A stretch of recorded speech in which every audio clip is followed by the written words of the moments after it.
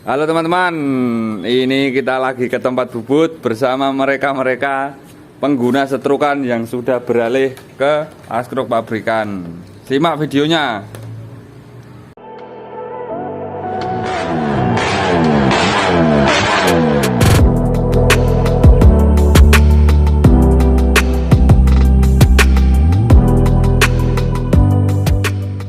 Oke teman-teman, kita lanjut ke materi klep, setting bos klep, porting, dan sekitarnya. Untuk area setting, kita harus menyempurnakan area setting dengan menggunakan beberapa sudut. Ada 60 derajat bagian atas, ada 40 derajat, 45 derajat bagian yang disekur, dan 20 derajat atau 30 derajat area paling bawah. Sudut ini selalu ada pada head motor-motor standar karena ini berpengaruh untuk flow bahan bakar yang masuk ke ruang bakar. Bila kalian menggunakan hanya satu sudut, itu mengacaukan semua upgrade yang lain atau percuma. Lagi-lagi kita tetap berpedoman pada kitab Ta'awur.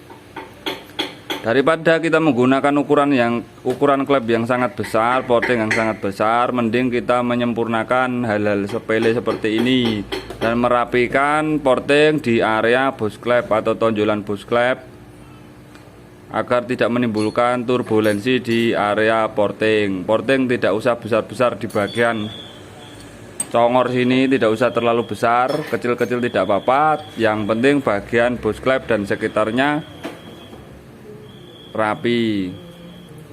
Di sini saya menggunakan klep batang kecil atau batang 5. Untuk pengaplikasian per klepnya nanti di video selanjutnya ketika sudah menjadi sebuah mesin saya jelaskan. Untuk area klep di sini ada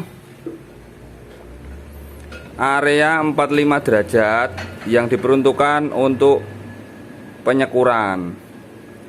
Kenapa ada 45 derajat? Ini membantu flow ketika bahan bakar dan udara melewati ini. Meskipun porting kalian besar, belum tentu bagus untuk kendaraan Anda karena urusannya kemana-mana. Urusannya ada flow di sekitar area settingan, ada flow di area bus klep. Jadi porting besar belum tentu benar. Percuma porting kalian besar, tapi kalau area bus klep dan kiri kanannya tidak diratakan, mending area bus klep dan tonjolan bus klep sendiri diratakan, tapi porting nggak usah besar-besar. Karena percuma kalian porting besar tapi menimbulkan turbulensi untuk bahan bakar yang masuk ke area ruang bakar. Kira-kira seperti itulah simpelnya.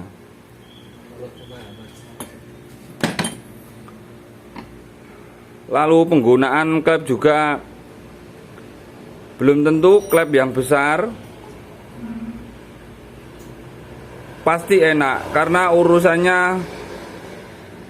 seperti tubuh kita, harus saling pas, harus saling cocok. Percuma kalian menggunakan porting yang besar, klep yang besar, tapi kembali lagi di area bawah sektor mesin atau kruk as, kalau kruk as kalian tidak bisa berputaran RPM tinggi, jadi porting yang besar, klep yang besar, semuanya percuma. Mending kita sempurnakan di area bawah dulu seperti yang sering saya sampaikan, agar supaya kruk as bisa berputar tanpa batas atau menjangkau RPM setinggi-tingginya. Nah, baru di sektor yang lain kita ikuti tanpa ada PR atau tanpa ada problem di area bawah. Baru kita perhatikan sektor klep, sektor noken, sektor porting, kompresi, dan yang lainnya. Kalau kalian menggunakan head bikinan sana sini yang menurut kalian bagus, tapi di sektor mesin yang lain ada kekacauan, itu percuma saja. motor kalian itu terasa keras bukan karena power yang besar, tapi karena torsi yang besar dan cc yang besar. Padahal cc yang besar harusnya menimbulkan tenaga yang lebih besar lagi. Mending kita pahami hal itu dulu sebelum kita melakukan upgrade besar-besaran, apalagi untuk penggunaan harian. Untuk penggunaan harian simpel-simpel seperti ini, seperti yang sering kita kerjakan, kalau penataannya sudah cukup baik dan benar, pasti menghasilkan tenaga yang cukup menyenangkan, tidak mengecewakan. Untuk porting, kalau dibanding head motor lainnya, porting Herek ini sudah tergolong cukup besar. Coba kalian bandingkan dengan head motor lain-lainnya. Head Herek ini cukup bisa leluasa untuk portingnya, tidak terganggu hal-hal yang atau tidak terganggu perangkat seperti terlalu tipis atau apa yang lainnya. Enaknya di head Herek ini, dia menggunakan dimensi yang besar, sirip yang besar, pendinginannya bagus, dan bisa bertahan di suhu yang tinggi dengan cc yang besar.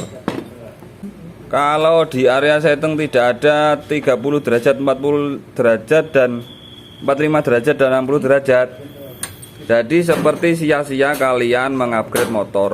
Karena hal-hal seperti itu biasanya dikerjakan untuk peruntukan motor-motor kompetisi. Pasti ada. Dan itu harus merata rata-rata dengan permukaan yang 1 mili melingkar.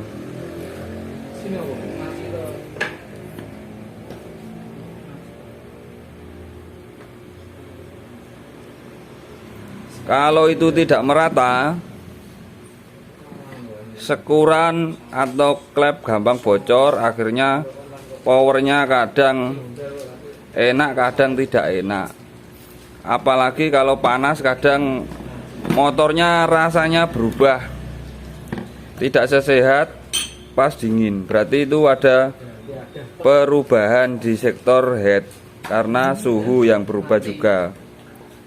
Kira-kira seperti itu. Makanya saya menggunakan perklep yang ringan untuk lebih awet di temar, kamprat, dan settingan tidak ambles. Tapi karena saya menggunakan derajat yang lengkap, otomatis sekuran saya jadi awet juga. Tidak mudah bocor, tidak mudah berubah atau bergeser. Kalau kalian mengeluh karena setting cepat habis, bosklep cepat habis, itu karena penggunaan perklep yang terlalu keras untuk peruntukan motor harian. Kecuali untuk kompetisi karena ada spesifikasi yang harus dikejar. Nanti ini setelah diporting, bosklep akan dikurangi lagi ketonjolannya, atau area yang menonjol ini akan lebih dihabisi. Jadi portingnya tidak besar, tapi tidak ada turbulensi yang terjadi. Kira-kira seperti itu. Tapi di area mesin yang bagian bawah tidak ada kekacauan terlebih dahulu, baru hal-hal seperti ini kita perhatikan.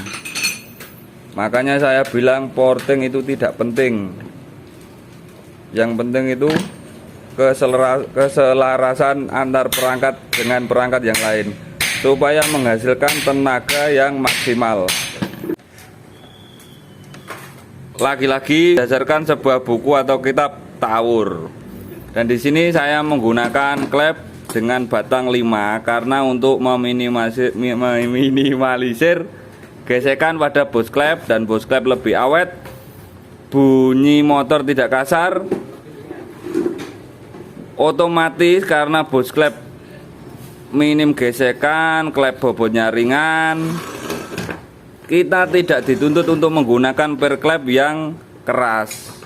Dari perklep yang tidak keras itu kita mendapatkan berbagai hal keuntungan, Salah satunya semua tenaga motor lari ke roda, tidak terkuras menggerakkan perklep yang keras, temar awet, kampret awet, dan